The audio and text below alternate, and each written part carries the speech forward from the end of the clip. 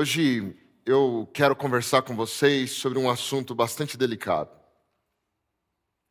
E para introduzir esse assunto, eu preciso te contar um pouquinho sobre algumas características do mundo em que Jesus viveu, a Palestina do primeiro século. Dentre as várias características do povo judeu da época, era o fato de haverem várias castas, vários partidos, vários agrupamentos dentro do judaísmo. E dentre esses partidos judeus, um deles ganhava certa notoriedade. Nós o vemos aparecendo no texto bíblico várias vezes, que eram os fariseus. Hoje nós usamos o termo fariseu para poder ofender alguém ou se referir a alguém que nós consideramos falso, alguém que nós não confiamos. Mas no tempo de Jesus, os fariseus, eles eram muito respeitados. Eles eram um partido religioso, com adeptos e até alguns indivíduos que trabalhavam de forma profissional. Os fariseus, eles tinham um grande apreço pela lei de Deus. E nesse sentido, nós todos deveríamos admirá-los, pois na mente deles, obedecer a Deus estava acima de todas as coisas. O problema era como eles faziam isso. E para obedecerem a Deus, por vezes, eles colocavam suas interpretações acima até da própria lei de Deus. Dentre as funções de alguns dos fariseus estava a função de legislar, de julgar o povo. E através das suas interpretações, eles formavam outras leis que, de acordo com a mentalidade deles, era como que uma cerca ao redor da lei de Deus para protegê-la, para que todo o povo obedecesse a Deus, não falhasse no ato de obedecer. E Jesus Cristo nunca os criticara por serem ou por tentarem ser obediente a Deus. As críticas de Jesus sempre foram pela forma como eles faziam isso. Um dos sermões mais conhecidos que Jesus pregou, o Sermão da Montanha, está no livro de Mateus, do capítulo 5 ao capítulo 7. Jesus faz uma grande análise de vários aspectos da teologia dos fariseus. E se você abrir aí a sua Bíblia no capítulo 5 de Mateus, você vai perceber que as palavras de Jesus e a forma como ele introduz o seu sermão tem muito a ver com alguns dos ensinamentos comuns entre os fariseus, e ele quer mostrar, a partir de suas palavras, qual é a perspectiva do reino de Deus sobre a vida nessa terra. Esse é um sermão que nós poderíamos chamar de um sermão ético de Cristo, ou do estatuto do reino de Deus, como o reino de Deus funciona. E nós percebemos que Cristo se defende de algumas acusações dos fariseus, como, por exemplo, a acusação de não ser obediente à lei de Deus. Se você reparar aqui no verso 17 do capítulo 5, Jesus ele precisa argumentar, dizendo: não penseis que eu vim revogar a lei ou os profetas. Eu não vim para revogar, mas eu vim para cumprir. Porque em verdade vos digo que até que o céu e a terra passem, nenhum i ou um tio jamais passará da lei, até que tudo se cumpra. Aqueles, porém, que violarem um desses mandamentos, mesmo que seja um dos menores, e assim os ensinar aos homens, será considerado mínimo no reino dos céus. Aquele, porém, que os observar e os ensinar, este será considerado grande no reino dos céus. Porque eu vos digo que se a vossa justiça não excederem muito a justiça dos escribas e fariseus, jamais entrareis no reino dos céus. E aqui nós temos um detalhe interessante. A primeira audiência de Cristo se assustou com essa última frase, porque na mente deles os fariseus eram os indivíduos mais justos da sociedade. Mas Jesus disse que a nossa justiça deveria exceder a justiça dos escribas e fariseus, demonstrando que no reino de Deus a régua não é baixa. Ela não está no nível humano, a régua está no nível divino, ela é alta. Por isso os ideais de Deus são sempre altíssimos. Um cristão nunca se contenta com as réguas humanas. Ele sempre as extrapola. Do ponto de vista da moralidade, um cristão sempre busca o ser como Deus e jamais se contenta ao ser como a média é. Jesus então começa a ressignificar alguns conceitos do que os fariseus ensinavam. No verso 21 você vê isso. Ouvistes o que foi dito aos antigos? E então ele reconsidera no verso. E ele diz, eu, porém, vos digo, no verso 22. No verso 27, isso acontece de novo. Ouvistes o que foi dito? E então ele reconsidera. E depois diz, eu, porém, vos digo, no verso 28. Veja, verso 33.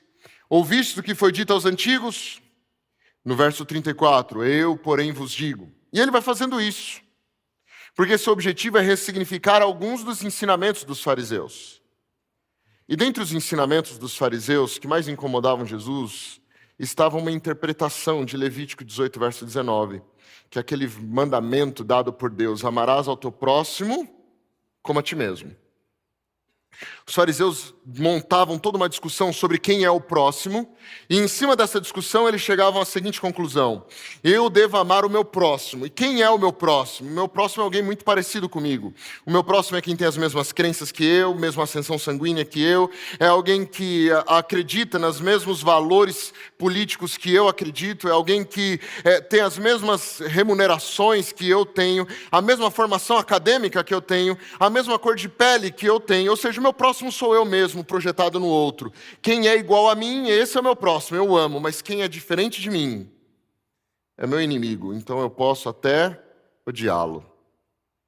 É por isso que Jesus ele diz o que diz aqui no verso 43 do capítulo 5 de Mateus. Vocês ouviram o que foi dito aos antigos, amarás ao teu próximo e odiarás o teu inimigo. Eu, porém, vos digo, amai os vossos inimigos e orai pelos que vos perseguem, para que vos torneis filhos do vosso Pai Celeste, porque Ele faz nascer o seu sol sobre maus e bons, e vir chuva sobre justos e injustos. Porque se amardes os que vos amam, que recompensa tendes? Não fazem os publicanos também o mesmo? E se saudardes somente os vossos irmãos, o que fazeis demais? Não fazem os gentios também o mesmo? Portanto, sede vós perfeitos, como perfeito é o vosso Pai que está nos céus. Algum tempo atrás, eu li um livro de um autor chamado Victor Kiglia. O título do livro é As 10 Coisas que Jesus disse que eu gostaria que ele não tivesse dito. E eu concordo com ele. Esse é um dos textos da Bíblia que eu detesto. Porque ele expõe a dureza do meu coração e me tira da minha zona de conforto. Nunca antes de Jesus ninguém dissera nada desse tipo. Nunca ninguém chegou tão perto de dizer algo desse tipo, mas Jesus disse. E depois de Jesus, nunca ninguém colocou em prática esse conceito tão bem colocado quanto ele mesmo. Amar os inimigos. Amar quem eu creio que não merece o meu amor. E aqui nós temos o maior desafio para todos nós, que é a capacidade de amar igual Deus ama. E hoje, na nossa reflexão, eu quero responder a 3 perguntas. A primeira pergunta é: o que é amar os inimigos? A segunda é: por que eu devo amar os meus inimigos? E a terceira pergunta é: como eu amo os meus inimigos? Quando Jesus fala sobre amar os inimigos, nós poderíamos perguntar: Senhor, o que é amar os inimigos? E a resposta de Jesus, ela não compactua com algumas coisas que nós fazemos na fé cristã. Porque nós temos a tendência de tentar relativizar as ordenanças de Deus. Veja, não é necessariamente amar. Jesus estava falando sobre tolerar. Jesus está falando só sobre não matar o inimigo, tá? Não mate ele. Algumas pessoas costumam tentar rebaixar ou minimizar a intensidade daquilo que Jesus disse, mas o que Jesus disse está claro. E uma das coisas que me incomoda em Jesus não é o que eu não entendo a respeito dele, mas é exatamente aquilo que eu entendo, aquilo que está claro. É bem objetiva a ideia, e portanto isso me incomoda. Me tira da minha zona de conforto, me faz ter que olhar para as pessoas com outros olhos, olhos que eu não gostaria de olhar. Jesus está falando de amar. E pasmem, Jesus está falando de amar do mesmo jeito que Deus ama, de forma perfeita. E aqui nós temos o único verso da Bíblia que ordena perfeição E essa perfeição não é no sentido de impecaminosidade. É perfeição no sentido de amar de forma perfeita. Verso 48 desse texto. Portanto, sede vós perfeitos, como perfeito é o vosso Pai Celeste. Perfeito no quê? Em não falhar mais, em não errar mais. Não. Perfeito em amar. Perfeito em amar. Por isso, nosso modelo não é outra pessoa. Nós, às vezes, temos a tendência de dizer assim, olha, eu tenho pecados, mas eu também não sou como fulano, pecador. Eu não sou como cicrano que mata, que estupra. Eu não sou como ele. E nós usamos como régua os piores. E é óbvio que, na nossa mentalidade, nós somos melhores do que os piores. Mas Jesus não nos convida a sermos melhores do que os piores. Jesus nos convida a vivermos igual ou melhor, o próprio Deus o Pai. Sermos perfeitos em amar como Deus ama. Então esse é o convite de Jesus. Mas quando nós falamos sobre o que é amar, eu preciso deixar claro o que não é amar. O que Jesus não está querendo dizer quando ele fala sobre amar os inimigos. E Jesus não está nos convocando a sermos passivos frente à violência. Jesus não está nos chamando a sermos omissos frente à injustiça. Ele não está falando sobre calar-se frente a uma situação onde o mal domina, porque essa não é a atitude dos cristãos. Os verdadeiros seguidores de Cristo jamais compactuam com o mal. Nós promovemos a paz e promovemos com toda intensidade e com todas as nossas energias e com todas as nossas ferramentas, nós promovemos a paz no mundo. Nós não somos omissos frente ao mal, jamais. Há um erro que alguns têm de achar que a bondade cristã significa tolice. O cristão é bondoso, mas ele não é tolo. O cristão é manso, mas ele não é passivo. Ele é pacificador, mas ele não é débil, ele não é frágil. Você se lembra o que Jesus disse em Mateus capítulo 10? Se você quiser acompanhar ali. No capítulo 10, no verso 16, Jesus está enviando seus discípulos ao mundo e ele diz assim, olha, eis que eu vos envio como ovelhas para o meio de lobos. Portanto, sede prudentes como a serpente e simples, ou bondosos, em algumas traduções, como as pombas. O cristão é extremamente bondoso, mas ele também é inteligente, ele é astuto. Ele não permite que o mal domine o mundo. Ele não é um indivíduo tolo na existência, pelo contrário. Os grandes personagens que nós vemos na Bíblia sempre foram indivíduos ativos, fortes, resignados e que batalharam em prol do bem, sempre. Mas o nosso maior exemplo, com certeza, é a própria pessoa de Jesus Cristo, que jamais compactuou com o mal. O ponto é que Jesus, ao guerrear em prol do bem, ele não usa ferramentas humanas, ele não usa armamentos humanos, ele usa armamentos espirituais. Ele entra numa guerra espiritual e vence por usar armamentos espirituais. É por isso que ele disse, te derem um tapa numa face, vire o outro lado, mas ele não disse para baixar a cabeça. Ele disse para virar o outro lado, porque quem bate, quem usa de violência, ele está demonstrando fraqueza, descontrole. Pessoas que violentam são pessoas covardes. São pessoas que estão dando espaço para seus aspectos mais animalescos. São indivíduos que não têm a capacidade de enfrentar as situações da vida usando dos recursos corretos, do diálogo, da compreensão, da argumentação. Elas usam o recurso que lhes falta, ou melhor, que eles têm, que é a violência. E Jesus não nos manda baixar a cabeça frente à violência. Mas quando ele diz virar a outra face, ele está dizendo assim, não use de violência também. É como se eu dissesse à pessoa que agride, olha, você até pode me agredir fisicamente, mas você não tem o poder de me transformar em alguém parecido com você. Você até pode bater na minha face, mas você não tem o poder de fazer com que eu seja tão descontrolado e irracional como você, a ponto de também bater na sua face. E Jesus exemplificou isso de forma bem interessante no Evangelho de João, capítulo 18, quando Jesus ele estava perante o Sinédrio e ele estava defendendo-se a si mesmo. E então, perante o sumo sacerdote que começa a questioná-lo, Jesus diz assim: olha, por que você está perguntando isso? Você já sabe a resposta das suas perguntas, você já conhece o que foi dito, eu nunca falei escondido o que eu disse. E aí, quando ele responde isso, um soldado que estava ao lado dá um tapa na cara de Jesus. E aí nós esperaríamos que Jesus perdesse a cabeça, mas ele, com muita calma, olha para ele e fala assim: por que você me bateu? É como se dissesse: você é tonto? Qual que é o teu problema? Você quer demonstrar força? Porque eu estou preso aqui? Estou algemado, então você dá um tapa em alguém algemado? Você até pode me forçar a ficar aqui parado e algemado, mas você nunca vai me forçar a ser igual a você.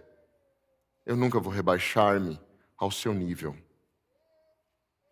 Porque no reino de Deus, nós lutamos contra a maldade usando as ferramentas do reino de Deus. É assim que nós lutamos no reino de Deus.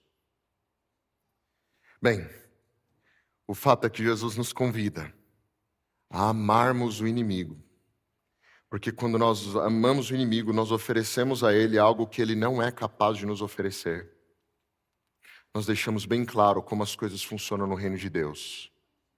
E nós estabelecemos que no reino de Deus, grandeza está associada a oferecer amor. Isso é grandeza no reino de Deus. Mas nós também precisamos responder o porquê nós deveríamos amar alguém que não merece o nosso amor, não é verdade? Por que eu deveria amar alguém? E a resposta mais interessante é que, quando nós amamos o nosso inimigo, nós demonstramos a nossa filiação para com Deus. Nós demonstramos que somos, de fato, filhos de Deus. Percebe o que Jesus mesmo disse? Amem os seus inimigos, orai pelos que vos perseguem, para que vos torneis filho do vosso Pai Celeste. Vestir-se de certa forma, guardar um dia específico, abster-se de alguns alimentos, todas essas coisas são ordens divinas, mas elas não são o sinal de que nós somos filhos de Deus. Entende? Tudo isso é ordem de Deus.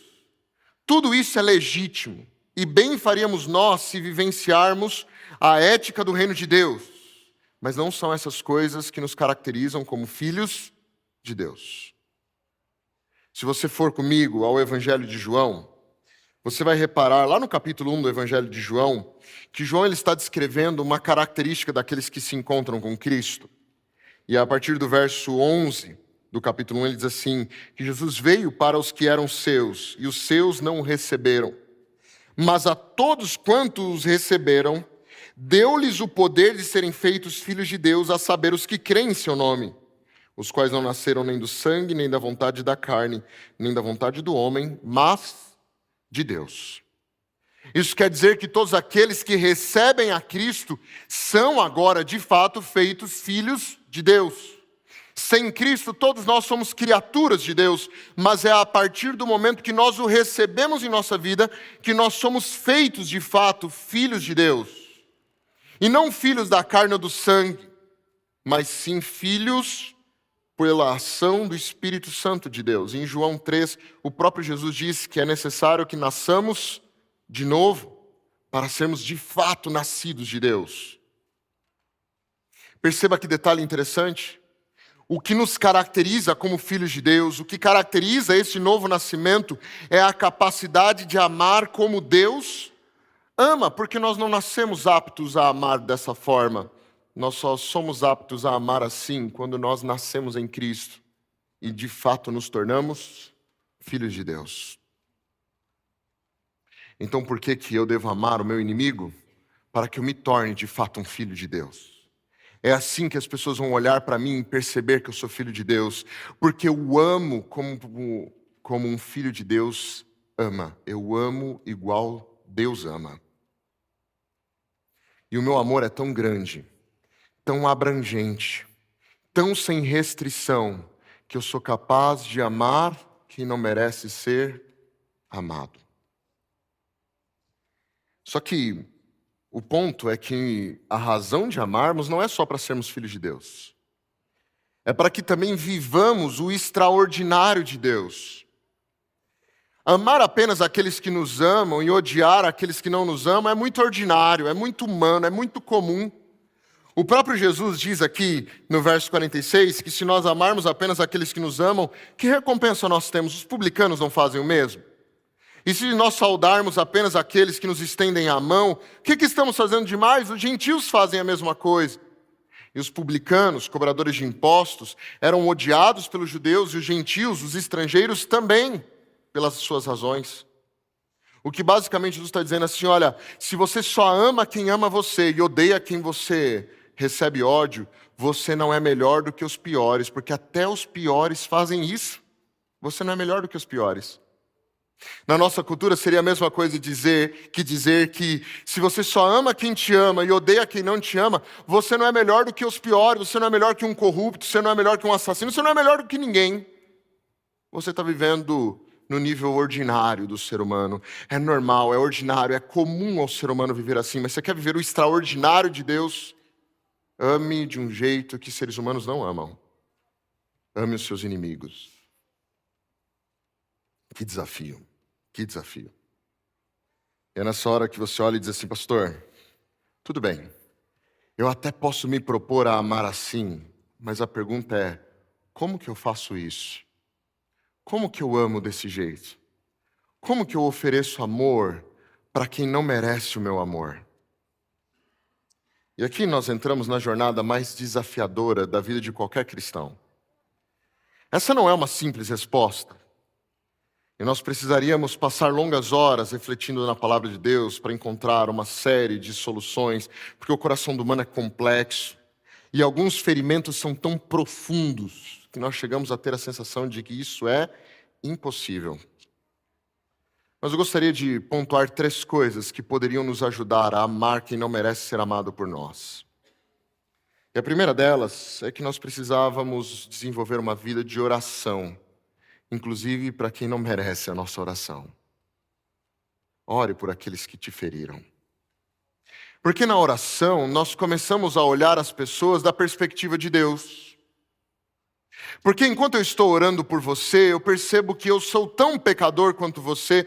Acontece que os meus pecados são diferentes dos seus, mas eu sou tão pecador quanto você. É na oração que nós percebemos que nós não somos melhores do que ninguém. É na oração que nós entramos em contato com a perfeição absoluta de Deus. E percebemos que nós somos tão pequenos quanto a pessoa que nos feriu. E a partir daí nós conseguimos olhar ao outro da perspectiva do próprio Deus. Deus olha para o nosso mundo a partir da ótica do grande conflito. Ele sabe que há um conflito entre o bem e o mal. E as pessoas usam sua liberdade, seu livre-arbítrio como querem, e por vezes o usam para fazer o mal. Mas Deus sabe que as coisas elas nascem de um grande conflito que existe. E embora Ele responsabilize aqueles que usam sua liberdade de forma errônea, Ele também está sempre disposto a oferecer graça, porque Ele sabe que não é nada pessoal. Portanto, nós deveríamos aprender a orar pelos nossos inimigos. Do mesmo jeito que Jesus orou pelos seus inimigos enquanto eles o penduravam na cruz.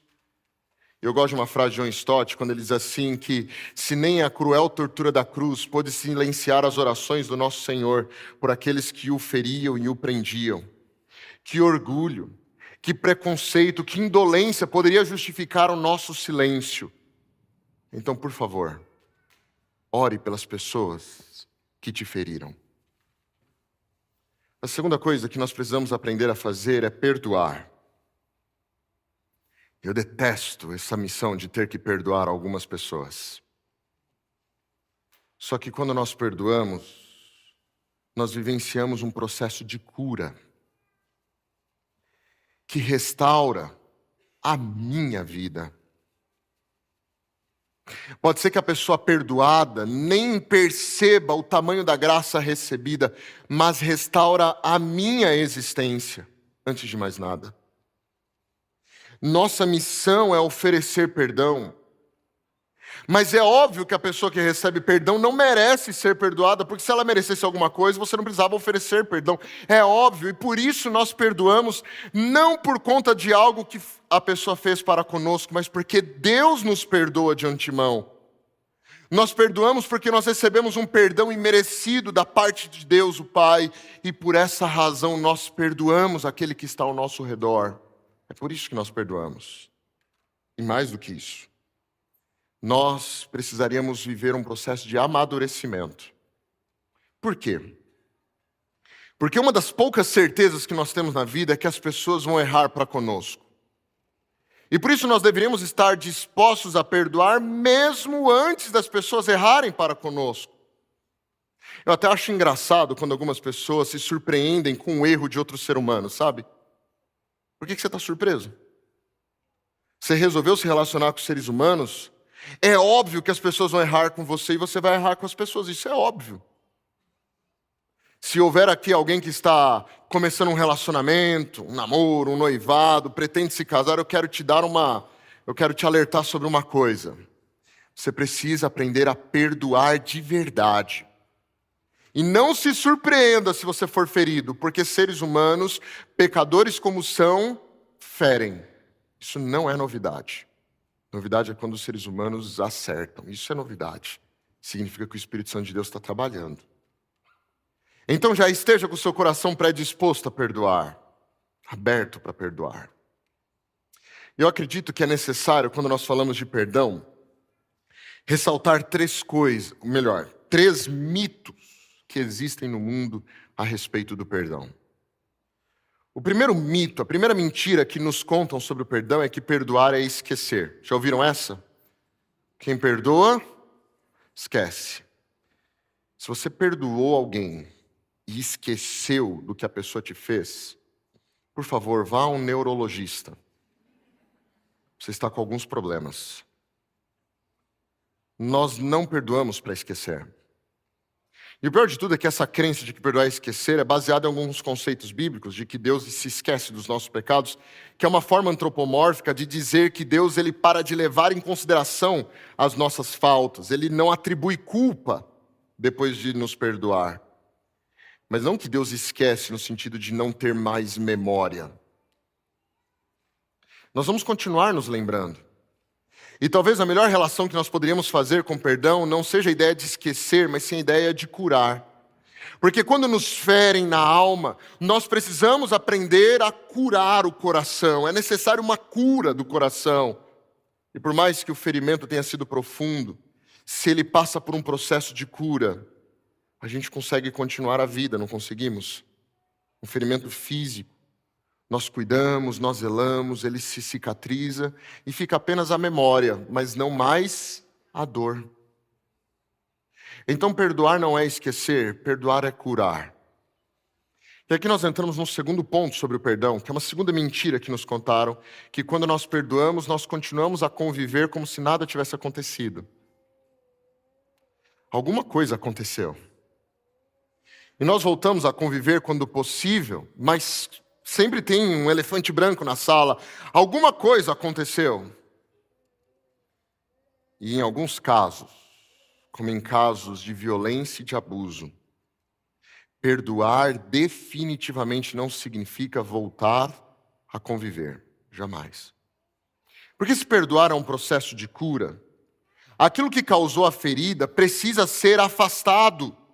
Porque senão ele continuará a ferir, e aquilo que era um ferimento até superficial vai se tornando cada vez mais profundo, até o momento em que traz morte. E eu digo mais, quando nós perdoamos alguém que nos feriu no sentido de abuso e violência, e eu me refiro especialmente a pessoas que perante o status social são caracterizados como vulneráveis. Eu quero dizer uma coisa bem do meu coração. Pessoas que abusam e que violentam precisam ficar distantes de você. de preferência, a distância entre a sua casa e a prisão mais distante. Porque quando você perdoa alguém, a transformação pós-abuso e violência, ela acontece quando o abusador tem alguma perda de privilégio, como por exemplo a liberdade. Se você quer que ele mude de vida, ele precisa ser confrontado com seu erro. E já que o apóstolo Paulo e o apóstolo Pedro diz que o Estado é a mão de Deus para julgar e punir os maus e presentear os bons, então a prisão, seguindo um princípio do santuário de restituição, é o necessário para que o verdadeiro arrependido tenha a restauração que ele precisa. E o princípio da restituição diz que você pode ir e pedir perdão, você será perdoado, desde que você tente consertar o que fez. E na nossa cultura, no nosso status, consertar o que fez é perder a liberdade em caso de violência e agressão física, abuso. Mas pastor, será que Deus não perdoa? Claro que perdoa. É por isso que vários grupos religiosos vão até o presídio, ensinam de Jesus, ensinam a palavra para que a pessoa possa se arrepender e em Cristo ter chance da vida eterna. Mas nesta terra, a restituição envolve perder a liberdade. Alguns tipos de feridas causadas precisam obrigatoriamente ser denunciadas. A vítima precisa perdoar e amar o agressor para que haja uma cura no coração dela. Mas isso não significa que ela continuará a conviver com esse indivíduo. Deus pode perdoar a qualquer pessoa, mas todos nós precisamos responder aos nossos erros. E quanto maior for o ferimento que nós causarmos na vida alheia, maior será o preço para a restituição. E nesses casos é cadeia. A terceira mentira que nos ensinam sobre o perdão é que perdoar é um processo instantâneo. Assim que eu perdoo, instantaneamente a dor desaparece. Mas nenhum ferimento físico desaparece de forma instantânea. Vocês concordam comigo? Quanto maior o ferimento, mais tempo leva para curar, mais intervenção eu preciso para a cura. Um arranhão cura diferente de um tiro, não cura? Às vezes precisa de fisioterapia, de vários procedimentos, de uma cirurgia que doem, que machucam, mas é um processo de cura.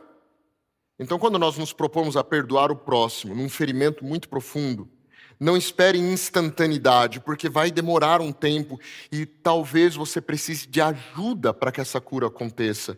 E aqueles que curam o coração, os psicólogos, terapeutas, psiquiatras, pela graça de Deus e com o avanço da ciência, aí estão à nossa disposição para nos ajudar nesse processo de cura.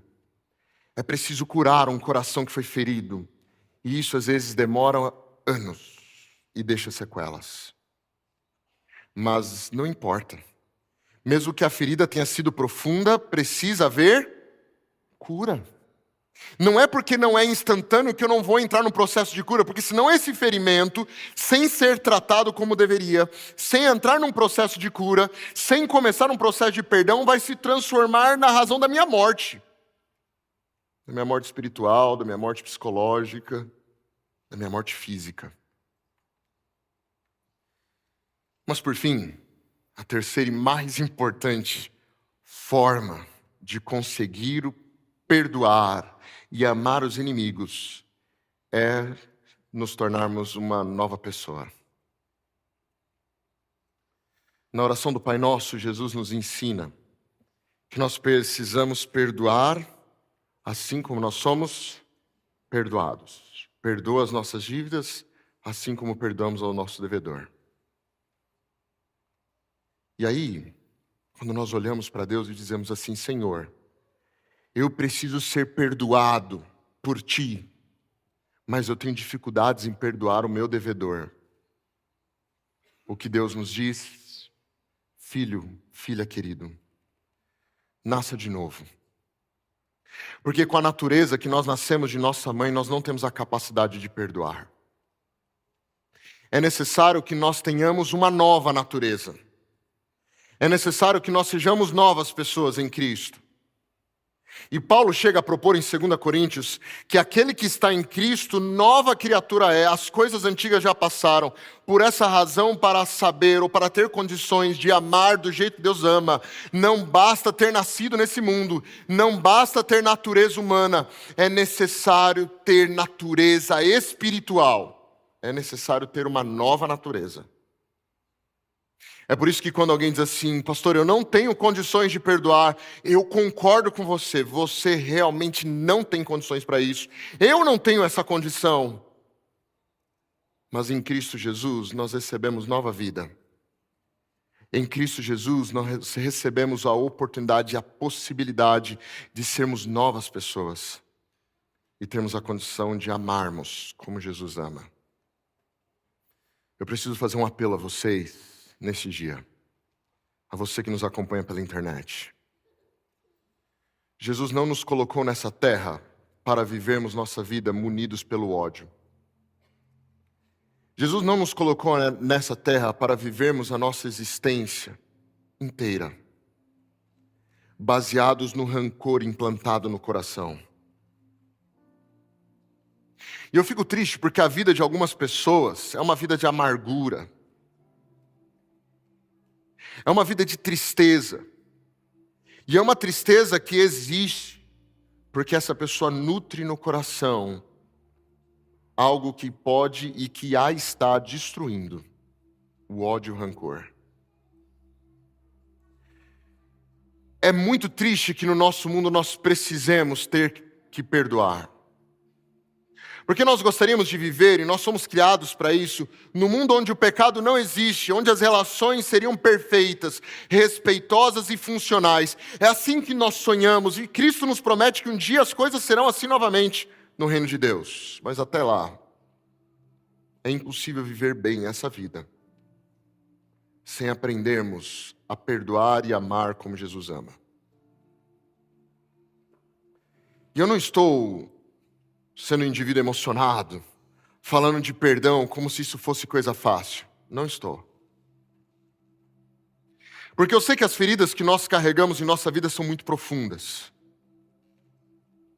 E eu jamais conseguiria entender a complexidade, a profundidade da dor que você sente, você que foi ferido, você que foi traído, você que foi abusado, você que foi violentado. Eu jamais me colocaria ou me atreveria a tentar explicar e sistematizar a dor que você sente, porque eu sei que é a coisa mais terrível do mundo. É a maior dor que alguém poderia sentir. Mas a proposta que eu quero trazer aqui, baseada no que Jesus nos ensinou, é que você pode viver uma nova vida. Você não precisa ser escravo do ódio, da dor e do ressentimento. A jornada para curar as feridas da alma é uma jornada dolorosa e longa, é verdade. Não é instantânea, mas é necessária. Por isso hoje, junto com o grupo de louvor, eu quero te convidar a cantar comigo sobre a necessidade que nós temos de ter um novo coração.